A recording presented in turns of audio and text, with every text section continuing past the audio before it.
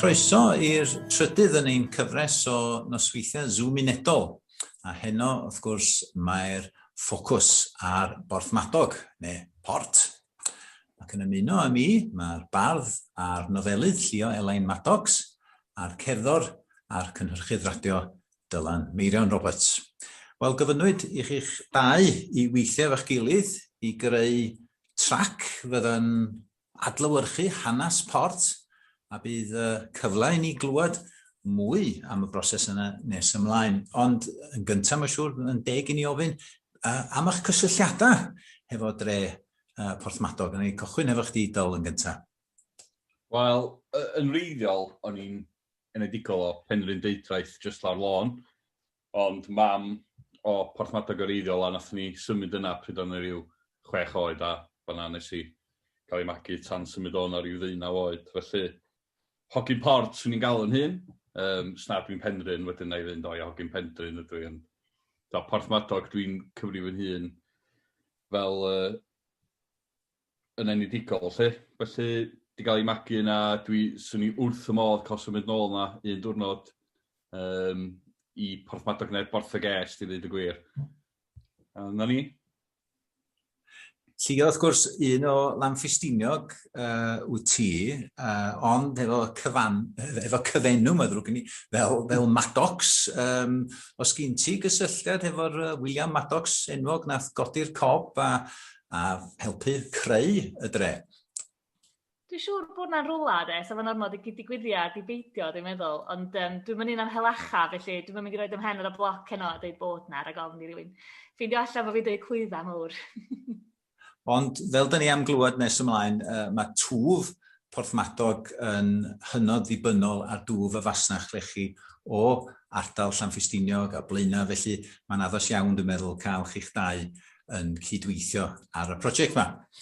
Ond bod twf Porthmadog wedi dod yn bennau efalla oherwydd ei chysylliad a chwareli Blaena a'r lein fach gul o fanno, mae rhaid ni gofio hefyd bod yna dramffyrdd eraill yn dod â Lle-CHI i Port, i lawr o Gwm Croesor ac un arall o Gwm Strallyn ac Gwm Pennant.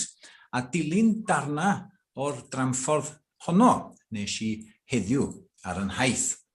Chwareli digon byrhoedlog sydd wedi cael yn yr ardal yna, Prince of Wales yn top Cwm Pennant a gorsedda wedyn yn Cwm Strallyn. Ond mae'r ddau, iddyn nhw fod mor ddyrhoedlog, mae'r ddwy fel dylwn ni ddeud, yn rhan o'r cais i UNESCO i sicrhau statws safle treftadaeth y byd i chwareli Gwynedd. Ochr yn ochr, wrth gwrs, a'r mentra mwy llwyddiannus a mwy adnabyddus yn Bethesda, yn Dinorwig, Dyffryn Nantlle, Blaena Ffestiniog ac yn y blaen. Wel, dyma'r hanesydd David Glyn i esbonio pam bod nhw'n rhan o'r cais ac i roi ychydig o hanes y ddwy chwarael ddiarffordd yma i ni. Paham chwarael Prince of Wales a paham chwarael Gorsedda, paham dyn nhw'n rhan o gais UNESCO, methiant llwyr fel busnes. Wel, mewn gwirionedd, hwnna di reswm i ni cynnwys nhw yn y cais. Maen nhw'n cynnig tystiolaeth glir o sut oedd chwareli yn cael ei redag yng nghanol y 15. Nid jyst y chwareli ei hun, ond y system cludiant, y gorsedda reolway oedd yn cysylltu chwarel gorsedda efo'r melin slabs mawr, tu mawr yn Ysbrydol, a fforthlladd Porthmadog, a'r cangen the Gorsedda Junction and Porthmadog Railways, enw pretentious ofnadwy, a nath cysylltu Braich y Big, cyffordd yn Braich y Big, a chwarael Prince of Wales. Agorwyd chwarael Gorsedda tua 1855, oedd yn para am 10 mlynedd nid mwy, chwarael Bwlch Ddwy Elor, Prince of Wales, o'r 70au tan y 80au. Mae'n amlwg trwy gweld y tymenydd yn Prince of Wales nad oedd ei oes yn hir o gwbl. Ond oherwydd y ffaith nad oedd technoleg newydd yn dod i mewn, maen nhw di aros fel textbook mwy na ddau o systema o weithio chwarael. daeth manager I Brint o Wales o chwarel y Penrhyn, gafodd y check-out gyn chwarel Penrhyn, ddweud gwir, ac fo nath codi y melyn twabs bychan sydd yn y chwarel, sy'n dwy'n patrwm un o melynau chwarel y Penrhyn. So mae'n ddangos dipyn o drosglwyddiad technoleg o fewn Cymru rhwng un ardal chwarelyddol a'r llall. Hefyd, erbyn canol y befarif ganrif 15, o' na arian mawr i'w wneud allan o chwareli Gwynedd. Oedd chwarel y Penrhyn a chwarel de Norwig yn ei antarth, oedd Ffestiniog yn ei gogoniant, oedd pobl yn gweld gweithiannau bychan mewn llefydd eraill, cymoedd unig fath a Cwm Stradlyn a Chwm Pennant, ac yn dechrau meddwl allwn ni wneud arian allan o hein. Wel, yn anffodus, nad oedd cyflwr y gweithian yn ddigon dda I wneud hynny, ond nad oedd stopio buddsodwyr mawr o Loegr yn dod I mewn. Cwmni o bobl oedd yn ymwneud â reilffyrdd Lloegr yn Gorsedda a chancers iawn, swn i'n deud, yn chwarel bwlch y ddwy elor oedd yn ail enwi hon yn chwarel Prince of Wales oherwydd priodas y tywysog Iorwerth y Saithfed a'r hogan o Denmark, ond oedd Prince and Princess of Wales yn hot news ar y pryd. Ond yn anffodus I chwarelwyr lleol nad oedd unrhyw chwarel yn y cylch yn wneud arian. Ond maen nhw wedi gadael tystiolaeth difyr o sut oedd pobl yn gweithio a sut oedd pobl yn gobeithio wneud arian. Pentra Treforys enghraifft. Resi o dau mewn cae unig yn Cwm Stradlyn nad oedd modd tyfu tatws yna, dim byd fel yna, oedd yn pobl yn gorau byw yna. A weithiau dwi'n meddwl, hogia drwg oedd y ffrynanlla daeth I Treforys. Pob hwnna oedd yn barod I ddiodda be oedd y manager yn gofyn iddyn nhw'n wneud mewn chwareli gwahanol yn llefydd eraill. Oedd yna gyfle iddyn nhw dod I Gwm Pennant ac I Gwm Stradlyn, ennill bywiolaeth am nifer o flynyddoedd, ond cyn bo hir, oedd y chwareli yn cael ei cael lawr a dyna diwedd y gân yn Cwm Pennant a Chwm Stradlyn. Wel, diolch Dafydd am ateb y cwestiwn am pam y mae'r ddwy chwarel digon di sôn amdanyn nhw o bwysigrwydd hanesyddol. Mae'n od I feddwl mae oherwydd iddyn nhw fethu, ond wrth gwrs trwy fethu chathen nhw mi datblygu yn hwyrach. Gath y datblygiadau gwreiddiol I mi disodli gan rhyw dechnolega newydd yn y trywydd y ganrif a mlaen i'r 20eg ganrif wedyn. Wel, mae yna dipyn wrth gwrs dal I weld yna, dan y reswm arall am I cadw nhw. Ydy'r olion sydd yn Cwm Stradlyn a Cwm Pennant yn gyfarwydd I chi'ch dau? Yndi, yn cael ei magu yn yr ardal ac wedyn yn byw yn Gandol Benmaen am ychydig. Mae bron o bod yn y canol rhwng y ddau le wedyn oedd y rwla lle sa'ch chi'n mynd am dro gwahanol yn ifanc. A digwydd bod, Melin yn Ysbandid yna fydda? O'n I arfer chwarae mewn grŵp hip-hop o Porthmadog efo Aron Elias a Danny Piercy, dau o hogia port. Ac yn fanna nathon ni wneud beth sa'ch chi'n alw'n photoshoot gyntaf ni. O, tasmod. Ie, mae'r lluniau di diflannu. Diolch byth erbyn wan, ond dwi'n cofio mynd yna a just meddwl, mae hwn fatha rhywbeth allan o fideo Led Zeppelin neu ryw record 70au prog rock. Mae'r adfeilion yna'n anhygoel. Mae bron o bod yn anodd credu na fel un Lle-CHI oeddi rywsyd. Mae'n teimlo fatha, dwi'n siŵr be, mae'n edrych fatha rhywbeth lot hyn a lot fwy epic. Gan ei atgofion da hwnna. A wedyn, yr adfeilion y tai, jyst rhywbeth. I ddweud y gwir, o'n i'n siŵr be oedden nhw.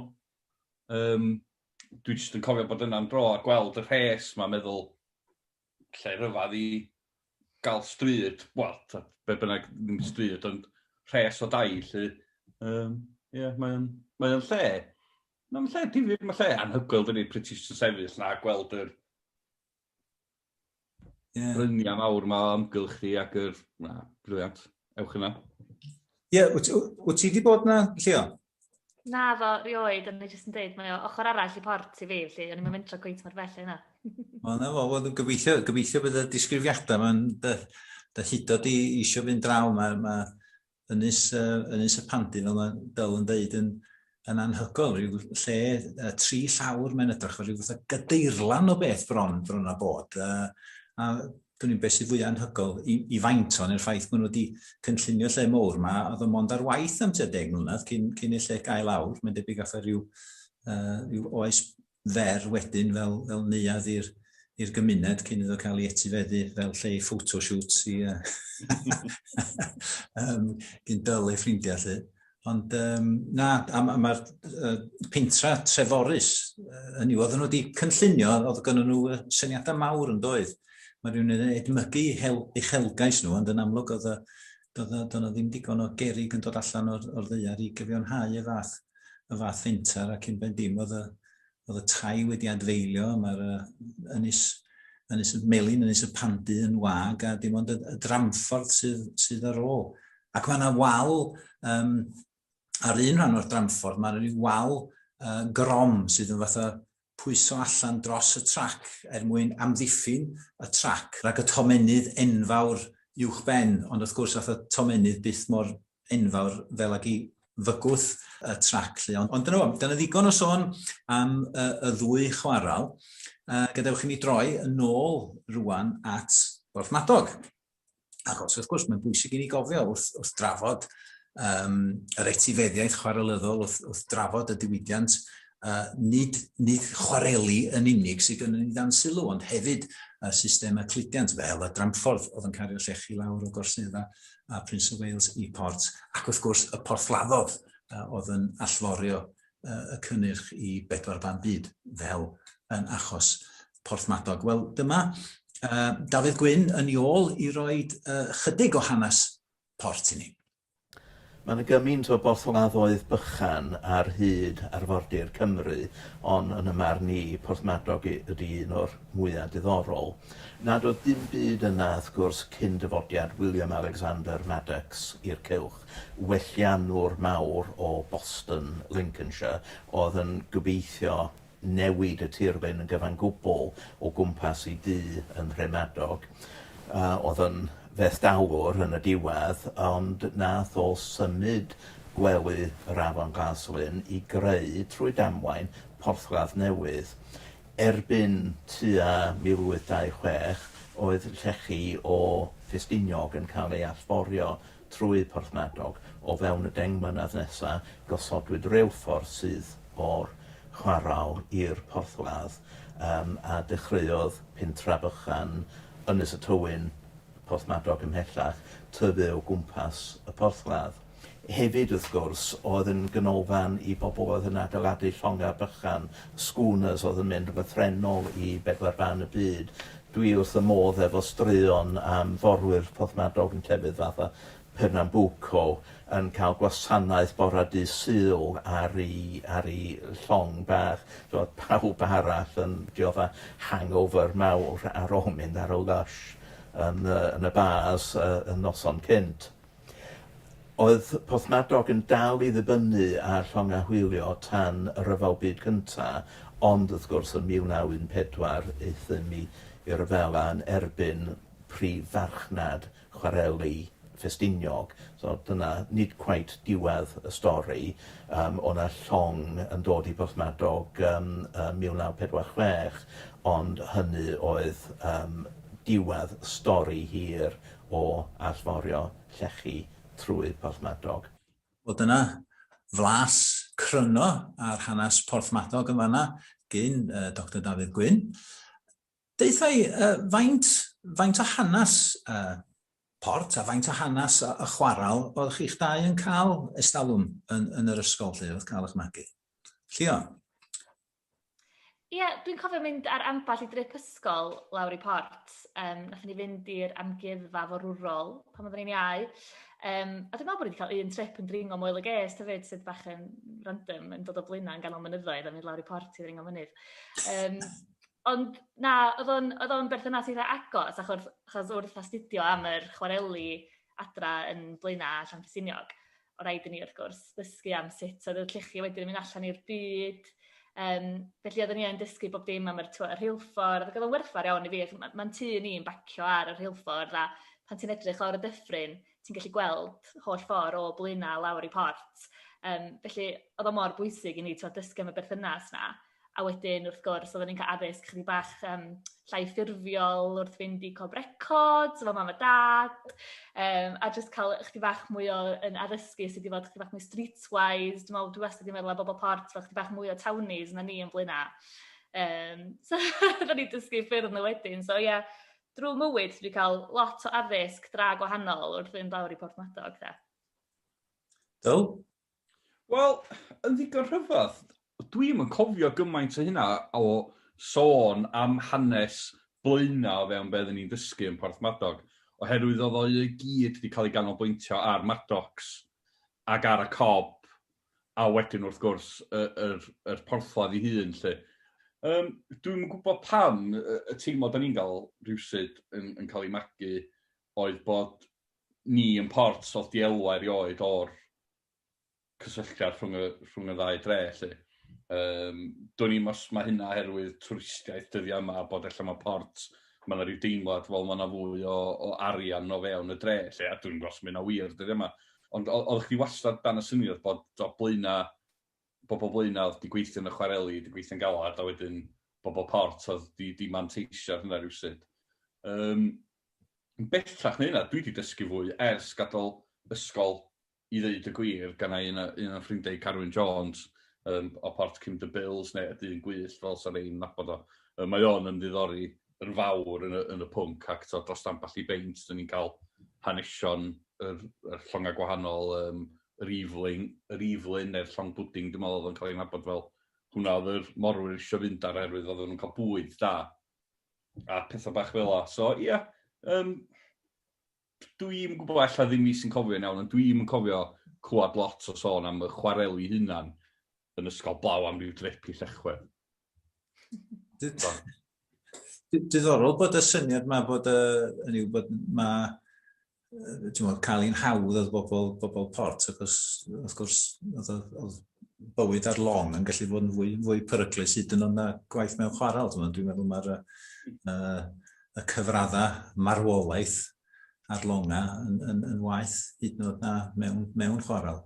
Ond mae'r diddorol fel mae'r pethau yma yn gallu mynd yn angof mor sydyn. Be'n i'n licio wrth allan yn Port, y ffaith yr cyfeiriad mae'r cei balast, y llonga'n gwllwng i balast ar ôl dod nôl llwyth arall o Lechi. Mae fanna di lle mwy cosmopolitan yng Nghymru i gyd, achos mae cerig di dod o fanna o bedwar ban byd yn ôl yma i Gymru. Wel, da ni'n sôn am y rhyngddibyniaeth rhwng y ddwy dre. Mae'r hanesydd Alan John Richards wedi mynd mor bell ac i ddeud bod Blaena a Port as mutually interdependent as Siamese twins. Wyt ti lliod i cyfeirio yn sydyn at y berthynas rhwng y ddwy dre? Sut oedd hi pan o'ch chi'n tyfu fyny? Ia, o'n i adel yn siarad am hyn ar ddechrau'r prosiect. Un o'r pethau sy'n neud i fi feddwl am Blaena a Port ydy y cwffio oedd wastad yn digwydd rhwng hogio Blaena a hogio Port. To'n i beth yn gorfod rhan yna, o'n i'n cael get away efo fo, achos bod fi'n ferch. Ond mae yna wastad rhyw rivalry rhyfedd i bod oes, achos dwi'n meddwl rhwng Blaena a Port, sgyn ti ddim really tre seis arall. Ond wrth i chdi dyfu fyny wedyn, ti jyst yn dod yn ffrindiau ac yn sylwi, y tebycrwydd ydi o, dwi'n siŵr, rhyw home derby ydi o fwy na ddim byd. Mae wastad i fod yn berthynas agos iawn, ond bizar yn tyfu fyny bod ni'n ffrio gymaint, beth ti'n meddwl, Del? Ie, na, dwi'n cytuno, y ffrio na ydi dechrau'r perthynas efo bobl Blaena pryd ti'n Port a yr un fath yn Blaena siŵr o fod. Dwi'n ni'n ella hanesyddol, ond hefyd rhaid gofio yn ysgol pryd ti'n chwarae mewn unrhyw chwaraeon, Blaena ti eisiau giro, cos nhw wedi'r dre fwyaf agosach.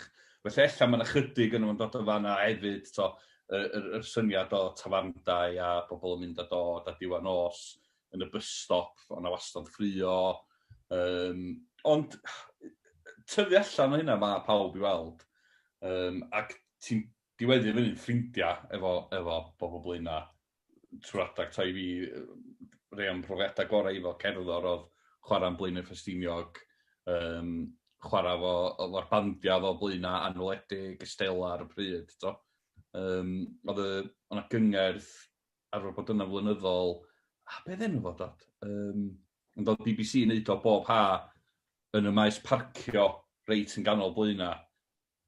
A dwi'n cofio chwarae tro gyntaf, a bod yn ofn, mynd, hogia port yn mynd i Blaena, dwi'n gwybod sut ymatab gown ni, a gathon ni gymaint o ymatab anhygol. Dwi'n cofio deud ar y meicroffon, o'n i'n mynd disgwyl hyn, mynd yn wych, a gathon ni barti wedyn trwy'r nos, a wastad wedi cael croeso yn Blaena. Dwi wedi gweithio yna, dwi wedi chwarae yna, mae o just yn... Mae'n dre rywsyd sydd yn cael bad rep, ac diolch yn heiddi fo gwbl. Mae bobl Blaena yn y clenia gawchu. Mae'n briliant. Wel, dyna ddeud mawr. Wel, hynny o ffrithiant creadigol yn gefndir, ffrithiant creadigol rhwng y ddwy dref yn gefndir i'r prosiect. Gai ofyn i chdi, Llio, felly be yn uniongyrchol ddaru ysbrydoli y gerdd gen ti? Ia, wel, y syniad yma o allforio, dwi'n mynd hanesydd, dwi'n hyd yn oed efo diddordeb mawr mewn hanes yn anffodus, yn y licos o gyda fi.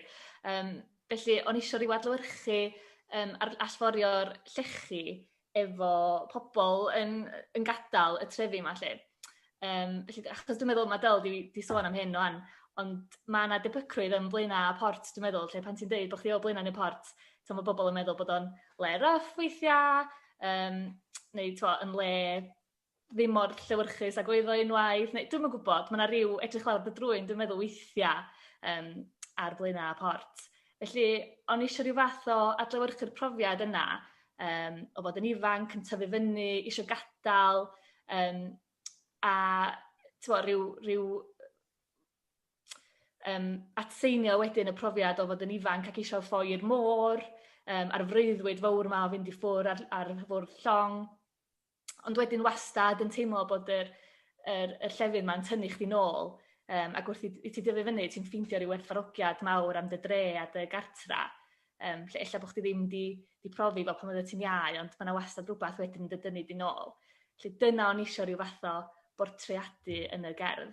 A hynny'n deimlad oesol am hynny, ynddo, achos wyt ti'n mynd â ni o oes y llongau hwylio i oes y jet ski o fewn y gerdd, yn dwyt? Ia, rhyw fath o, dwi'n teimlo fel y Lle-CHI weithiau, jyst fod dwi'n cael ynghario i ffwr, ond wastad eisiau dod nôl, a wrth gwrs mae'r argyfwng tai ail 2 yn mynd ymlaen ar y funud sy'n rhywbeth mawr yn ardal Port, dim gymaint yn Blaena, ond unrhyw ardal wrth y môr, mae'n argyfwng yn ei hun, dydy, felly gwrthgyferbynnu syna, oedd ti'n glwad estalwm efo'r sŵn y jet ski sydd wedi cymryd i leo bellach. A falle, a ddim wastad y bobl leol sy'n gwneud y syna yma ddim mwy nag tro fatha pwy adra sy'n gallu fforddio jet ski, ond no. Wel, Dyl, oedd yna rhywbeth yn benodol nath y enyn ymateb gynnwch chdi, neu'r cyfanwaith? Dwi'n meddwl, o'n i licio yr disgrifiadau y syna yn amlwg gan fod creu darn o waith clywedol oedd o. Felly, o'n i gallu cymryd cues o'r gerdd, yn amlwg, sŵn y tren, o'n i gallu cymryd recordiad o tren bach, ddim tren bach, tren stiniog, lle, a defnyddio hwnna fel curiad o fewn y trac. Ond o ran y geiriau, ni'n teimlo oedd o'n cychwyn chydig bach yn, ddim downbeat, ond mae Llio'n sôn am trymder y Lle-CHI yn pwyso arno ni, ac o'n eisiau rhyw fath o gyfleu hynna o fewn y gerddoriaeth, y trymder yma. Ond yn ara bach wrth i'r gerdd fynd ymlaen, mae'r pwysigrwydd wedyn o'r hanes ac y positifrwydd yn dechrau disgleirio drwad. Ac i fynd yn ôl i'r cysylltiad Port o Blaena, mae'r syniad yma hogia Blaena yn mynd trwy Port yn chwarae i music boom boom fel sy'n ni'n galw fo. O'n i'n awyddus iawn i gael hynna fewn i'r trac, a felly erbyn diwedd y gan lle mae'r goleini'n dechrau disgleirio, o'n i'n teimlo, dwi'n newid tôn y gerdd i fod yn chydig bach fwy modern a electronic. So mae wedi bod reit, dim hawdd, oedd o'n gerdd oedd yn fenthyg i hun i gerddoriaeth yn hawdd iawn. A Llio, ti wedi cael rhyw sneak preview ohoni? Wyt ti'n hapus efo'r dehongliad o'r geiriau? Do, ges i blas bach o'n i heddiw yma, dwi wrth y modd efo i. Dwi'n meddwl, dwi wedi trio gwneud y gerdd yn eitha prysur a rhythmic, a mae Del di rili adlewyrchu hynna yn y sŵn y tren, sydd jyst yn gyson tu ôl i'r geiriau. A fel mae'n deud, yn troi o'n fwy modern wedyn. Mae'n rili cool. Dwi'n edrych mlaen i bobl eraill glwad o. Wel, gyda hynny o ragamadrodd, beth am i ni gyd gael cyfle i glwad y trac a hefyd gweld fideo ohoni.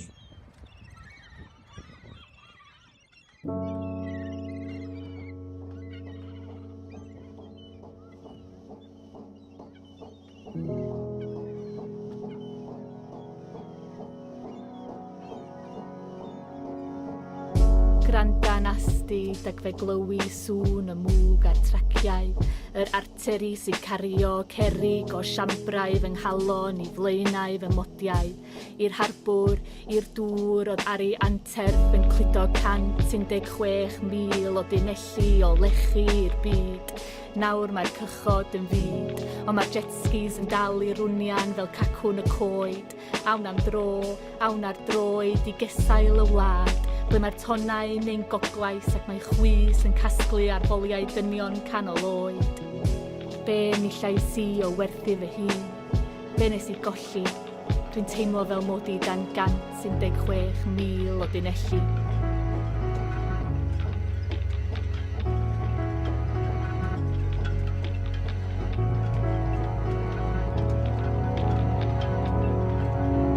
Gwerthu llechi, gwerthu ffosfad, gwerthu penfras hallt fesul llwyth, gwerthu peint yn y sportsman, gwerthu papur newydd i un o hoelion 8 y dre, gwerthu'r holl le, gwerthu tai, gwerthu'r pentre nes bod borth y gest yn wag tan yr ha, gwerthu chips a hufen ia i achub yr economi leol, gwerthu cerdyn post efo llun o be oedd y dre unwaith, gwerthu gwaith, gwerthu fy hun, be ni llais i o werthu fy hun, be nes i golli. Mae'r dre ma dan 116,000 o dinelli.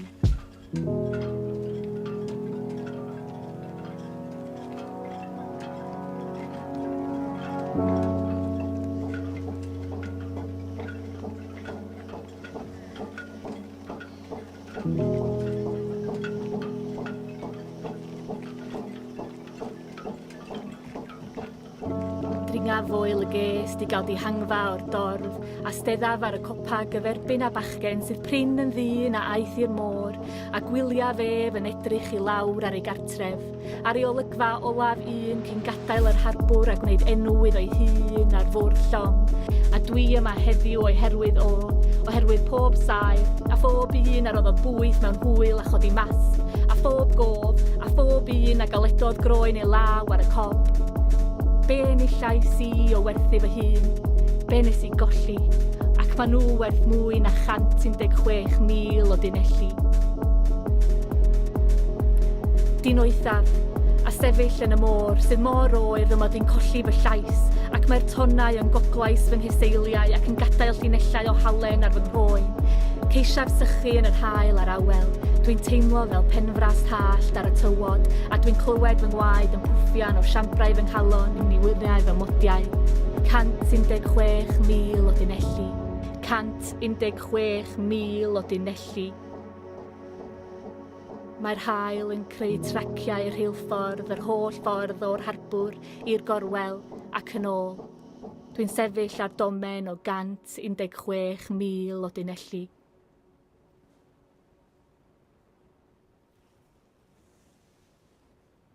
Wel, yn gobeithio ddylech chi fwynhau hynny gymaint ac yn nes i na.